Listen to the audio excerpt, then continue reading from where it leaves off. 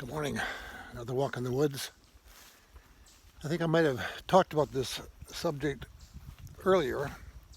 I'm not sure, but it's always worth talking about again because we don't want to talk about it. That's about death and dying. Do you have a power of attorney for medical care? This is on my mind because a good friend of mine the other day, asked me to be the person who would represent him in his interests if he was unable to communicate them to his medical care practitioners. And it's important, I think, that each one of us have this. And the good thing about it, it generates some conversation about these issues, about intubation and about a feeding tube, and do we want how extensive do we want life-saving measures when the quality of life is not going to be maintained, because we train our medical people to at all costs to preserve life. I mean, that's their job.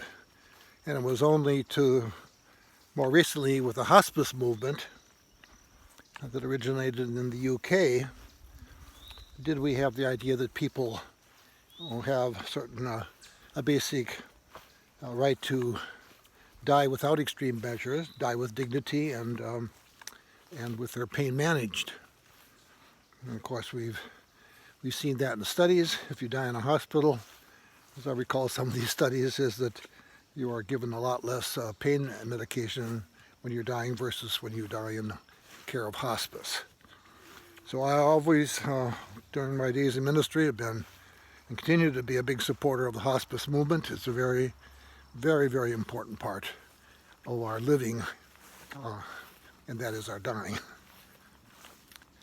So the conversations are important. It's the kind of thing your kids don't want to talk to you about, that you don't want to talk to your parents about.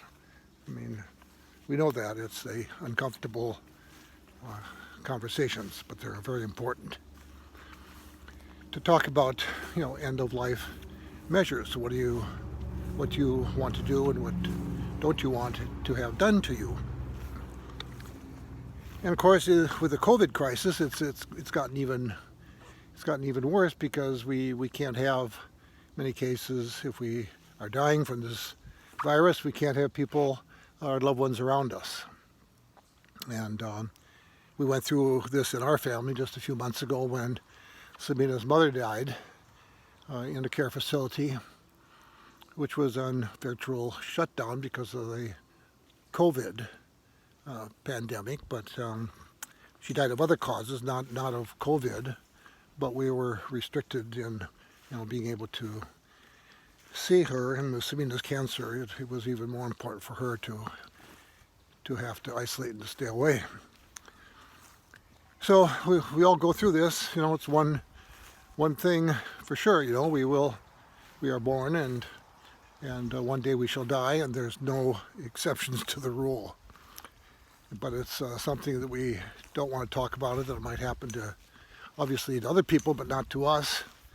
And we do, when it does happen to us, I think we're pretty shocked about the whole thing, having not thought and processed it. So I think an important part of living well is talking about and anticipating and trying to set in place some measures about how we will die. And I know it's uncomfortable, but let me encourage you to do this. To talk to your loved ones about your end stages. What is that you would want to have happened? In our family, we're a big believer of hospice. And it's Sabina's desire that with her cancer and everything that she die at home and not die in a hospital. And that's her choice, and as her care provider, I will do everything, and her power of attorney for medical care, do everything I can do to make sure that happens.